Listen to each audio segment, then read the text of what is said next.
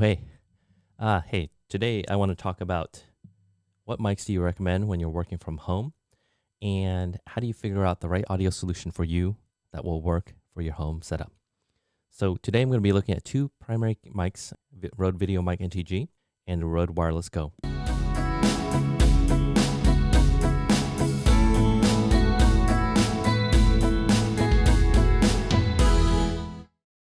So the audio that you're hearing coming from right now is from my Electro Voice RE20. It's a broadcast dynamic mic, meaning I have to get really close to it and it's running through my Rodecaster Pro and doing audio processing there. Now, for the majority average people that are out there, you're doing Zoom meetings, I definitely recommend the Audio-Technica ATR 2100 series. It's a USB mic. It looks similar to this one. This is the Shure SM58. The only difference is the Audio-Technica, it's a USB mic, so you can plug it directly to your computer. This one is a dynamic mic. It runs with XLR cable, but it requires phantom power. So you need an audio interface. There's a bunch of equipment that needs to be attached before you can use it in your online meetings. So I definitely don't recommend a setup unless you want to get into more of a professional studio mode. So let's start with the Rode Video Mic NTG. What I like about this is it is a shotgun mic, unlike a broadcast mic here. And so what a shotgun mic is, they're designed to be able to capture just sound from one direction. So wherever you point it, you kind of aim it in that direction right there, it's picking it up. All this grading here is designed to cut back on any of the sound coming from different directions. I'm not a sound engineer, so don't take my word on kind of the exact engineering and science. I only am telling you what I understand. And so if you're at home, what you can do is if you're doing a video shot, you want this out of frame. What I would do is get as close to my mouth as possible like this, and then move it until it's out of frame. And now you can have a clean shot with the shotgun mic over here and have pretty good audio. What I like about this mic here is really good build. So all metal construction. There's a 3.5 millimeter jack right there. And that jack allows you to plug in to either your phone, your computer, if it has a 3.5 millimeter headphone jack. But it also works as audio out if you want to do monitoring. So if you're using audio through the USB-C here, this goes to your computer or your whatever device you're using. I got it hooked up to my iPad as well. You can use this to monitor your audio. And monitoring simply means I'm just listening to the audio levels to make sure it's correct.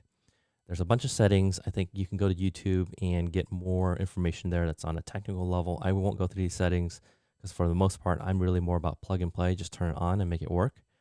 And one final thing is there's a gain setting over here, which allows you to adjust basically the volume. I'll call it the volume. It's not the right technical term, but for the lay people here, it's just a volume control for the mic. And so the mic comes with a Rycote shock mount. And so these are really high quality shock mounts. What shock mounts do is it isolates the microphone from any vibrations. And so that's picking up some vibrations. I'm shaking the desk. But it also gives you a mounting point. So what's cool about this one is at the bottom, it has a cold shoe mount that you can plug into, or hot shoe mount, cold shoe mount. It plugs into your camera. So if you're using a camera like this, this gives you a nice on-camera mic. And the reason I recommend this one is because it also doubles as a USB mic. And so on the side here, you can plug in USB. And at the bottom, it has a 3/8 inch thread. I think you can adapt it to tripods. So let me switch over to my Go bag that I carry with me on a daily basis. In this bag, I have just dongles, cables, everything I might need. And what you might want to get is a tripod with an adjustable head. What you can do is put this now on your desk. I'm going to hold it like this because I'm not mounting it. You'll put it in your desk out of frame, directionally targeted towards yourself, and that will help pick up the sound in that direction. I did get the windscreen. It's called a dead cat. It goes into here to cut back on sound. That's if you're outdoors with wind. But if you don't have wind, it doesn't matter. So good to go. Highly recommend getting this one because I think it's fairly versatile. What I'm going to do is I'm going to now mount this on top of that camera that's sitting up there, and then we'll play the audio so you can see what it's like. Okay, this is going to be an interesting test because I don't know exactly what's going to happen, but let's do a test. This, I believe, I'm going to turn this mic off here. And so now the mic from camera 1 should be playing. This is the Rode NTG. It is mounted right here, so let me see, where is it in the frame? It's just slightly out of frame. I'm going to get a little bit closer. Okay, so if you were framing this shot, and this is like a Zoom meeting right now, I got the Rode NTG about a foot away from my face. It is out of frame. And how is the audio quality coming through? It is running through the A10 Mini Pro through HDMI, so there may be audio sync issues, but ignore the sync issues. Let's focus on the quality. Is that better? Is it good enough? How does it compare to the broadcast mic? And this is a comparison to a much more expensive podcasting mic. That is the comparison, so hopefully that helps, gives you an idea. Let's switch to another solution. I don't always recommend this one because this is a little finicky. This is the Rode Wireless Go.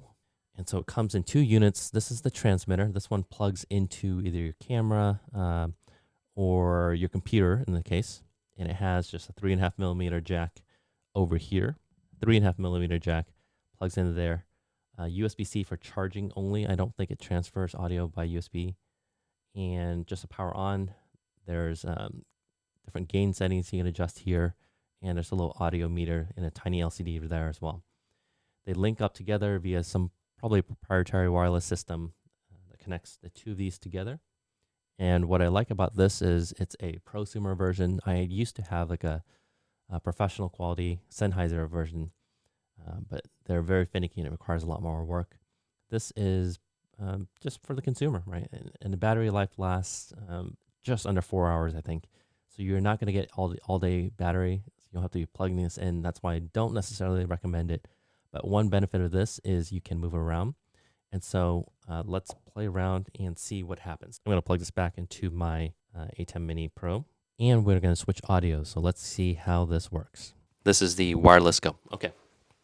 So what's really cool about the Wireless Go is it does have a mic up here. And there is a actual tool that can kind of give you that handheld video mic. So with this alone, I see a lot of people, what they do is they will mount it like this.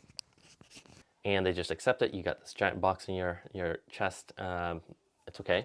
I think the next better solution is to flip it around. So slightly less inconspicuous, but it's there. And how's the audio quality coming through? I'm checking my levels and it's working. And taking it up to the next level is up here. I have a lav mic. This is made by Rode as well. It's going to cost you an additional $80, I believe. Plugs into this. And let's see how the audio quality comes. All right, this is the audio quality with the Wireless Go. And so you can take this pack here and clip it to your pocket, clip it to some part of yourself, and now you are completely mobile. And so let's get up and do a little test. So I am walking back here, turning around. Now I'm at the very back of my studio. Usually I don't present from this level, but the audio quality seems to be coming through. And what's cool about this is I can now move around. I can walk over to my whiteboard over in this space and basically have a conversation with you and not be limited to sitting just at the desk. What's interesting with Zoom is we are sitting at our desk and now we can't present and be big anymore. So if you were doing a big talk, you want to talk and present big, you can definitely do it with this approach right here. I'm fairly certain the audio quality is going to come across a little hollow just because of the limitation of this technology here in comparison to something like this.